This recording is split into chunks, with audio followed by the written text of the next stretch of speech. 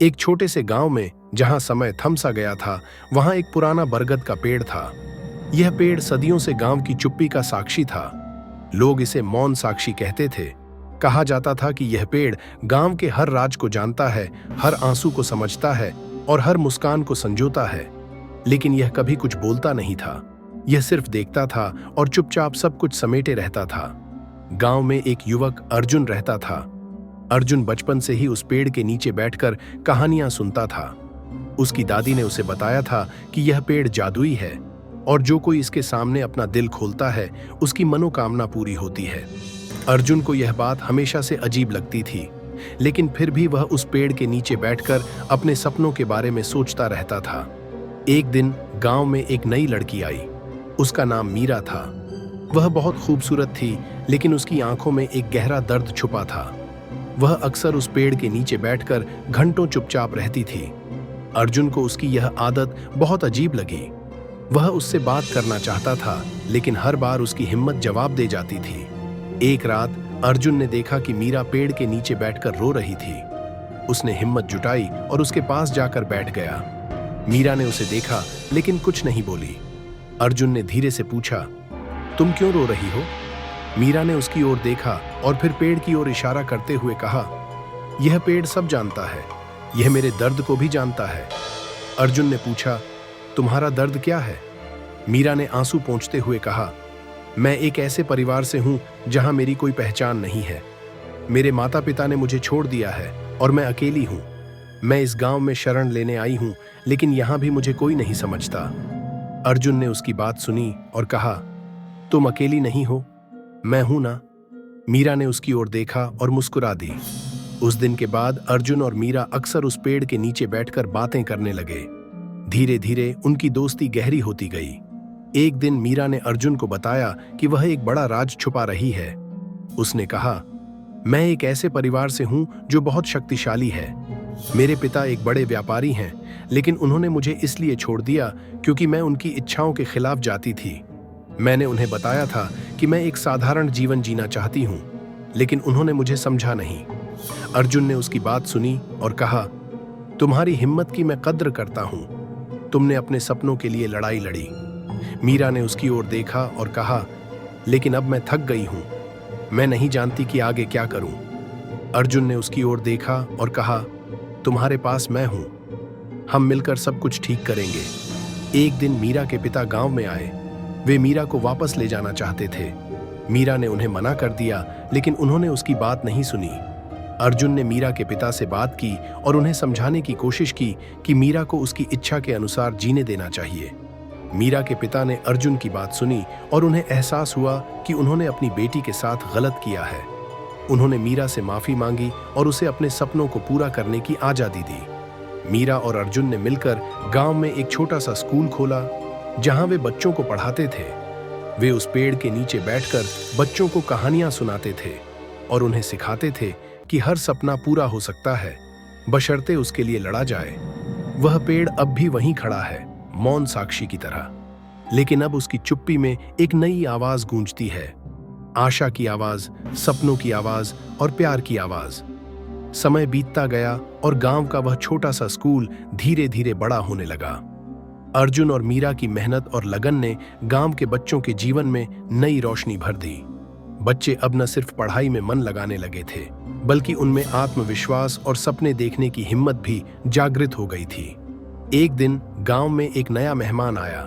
वह एक युवक था जिसका नाम राहुल था। राहुल शहर से आया था और वह एक लेखक बनना चाहता था।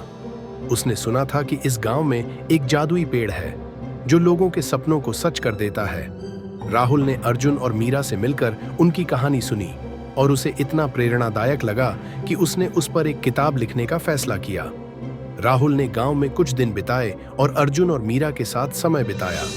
उसने गांव के लोगों से बातें की, उनकी कहानियां सुनी और उस पेड़ के नीचे बैठकर अपने विचारों को शब्दों में ढाला। धीरे धीरे उसकी किताब तैयार होने लगी। किताब का नाम उसने मौन साक्षी रखा। कुछ महीनों बाद राहुल की किताब प्रकाशित हुई। किताब ने लोगों के दिलों को छू लिया और बहुत जल्द ही बेस्ट सेलर बन गई। किताब की सफलता ने गांव को एक नई पहचान दी।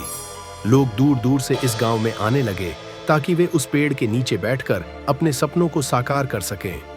गांव वालों ने मिलकर एक नई लाइब्रेरी बनाई जहां बच्चे और बड़े सभी पढ़ सकते थे।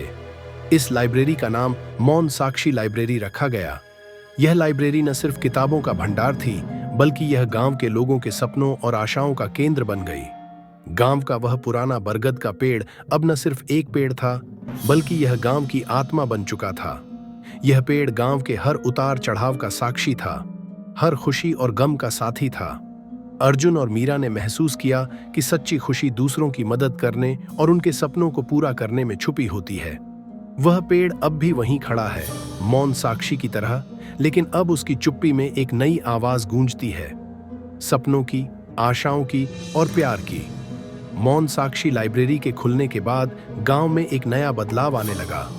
अब बच्चे किताबों से दोस्ती करने लगे थे। गांव के लोग भी शिक्षा का महत्व समझने लगे थे। अर्जुन और मीरा ने न केवल बच्चों को पढ़ाना शुरू किया, बल्कि गांव की औरतों को भी आत्मनिर्भर बनाना सिखाने लगे। लेकिन हर सफलता के साथ चुनौतियां भी आती हैं। गांव में कुछ लोग ऐसे भी थे जो इस बदलाव को पसंद नहीं करते थे। वे नहीं चाहते थे कि गांव की लड़कियां पढ़ें, महिलाएं आत्मनिर्भर बने या गरीब बच्चे आगे बढ़ें। एक रात कुछ अज्ञात लोगों ने लाइब्रेरी में आग लगाने की कोशिश की। अर्जुन और मीरा को समय रहते खबर मिल गई और उन्होंने गांव वालों की मदद से आग बुझा दी। लेकिन यह घटना एक बड़ा खतरा थी। अर्जुन और मीरा ने तय किया कि वे इस हमले के पीछे की सच्चाई जानकर ही रहेंगे। उन्होंने गांव के कुछ बुजुर्गों और युवाओं से बात की। धीरे धीरे पता चला कि यह हमला एक बड़े व्यापारी के इशारे पर हुआ था। यह वही व्यापारी था, मीरा का पिता। मीरा को विश्वास नहीं हुआ। उसके पिता अब भी नहीं चाहते थे कि वह गांव में रहकर इस बदलाव का हिस्सा बने। उन्होंने अपनी साख बचाने के लिए इसे रोकने की कोशिश की थी। मीरा ने अपने पिता का सामना करने का फैसला किया। वह शहर गई और उनके ऑफिस में जा पहुंची। उसने सीधे सीधे पूछा, पापा, क्या आपको अपनी बेटी की खुशी से ज्यादा अपनी ताकत और इज्जत की चिंता है? मीरा के पिता ने जवाब दिया, तुम्हें यह सब करने की कोई जरूरत नहीं है। हमारे पास इतना पैसा है कि तुम्हें कभी किसी चीज की कमी नहीं होगी। इस गांव और इन गरीबों के लिए अपना जीवन खराब मत करो। मीरा ने गहरी सांस ली और कहा, पैसे से सब कुछ खरीदा जा सकता है, लेकिन सुकून और संतुष्टि नहीं। आपने हमेशा ताकत और पैसा कमाने की सोची, लेकिन मैं बदलाव लाना चाहती हूँ। और अगर आपको मेरा यह फैसला पसंद नहीं, तो मैं अब आपकी बेटी नहीं। मीरा के पिता को पहली बार एहसास हुआ कि उन्होंने अपनी बेटी को समझने में बहुत बड़ी गलती की थी। उन्होंने मीरा की आंखों में आत्मविश्वास देखा जो उन्होंने पहले कभी नहीं देखा था। वे कुछ देर चुप रहे और फिर बोले, शायद मैं गलत था मीरा। अगर तुम्हें लगता है कि यह सही है तो मैं तुम्हें रोकूंगा नहीं। मीरा गांव लौटी तो उसके साथ उसके पिता भी आए। उन्होंने गांव वालों से अपने की के लिए माफी मांगी और अर्जुन और मीरा की मदद करने का फैसला किया। धीरे धीरे गांव और विकसित होने लगा। मौन साक्षी लाइब्रेरी अब एक बड़ी शिक्षण संस्था बन गई। यहाँ गांव के बच्चे ही नहीं, आसपास के गांवों से भी लोग सीखने आने लगे। अर्जुन और मीरा ने मिलकर गांव को शिक्षा, आत्मनिर्भरता और बदलाव का प्रतीक बना दिया। बरसों बाद अर्जुन और मीरा अब बूढ़े हो चुके थे, लेकिन उनका जज्बा और जुनून वैसा ही था। वे अब भी उसी पुराने बरगद के पेड़ के नीचे बैठते, बच्चों को कहानियां सुनाते और सपनों की बात करते। वह पेड़ अब भी मौन साक्षी था, हर संघर्ष, हर बदलाव और हर सफलता का। लेकिन अब उसकी चुप्पी में सिर्फ सपनों की गूंज थी, हौसले की गूंज थी और एक नए भविष्य की गूंज थी।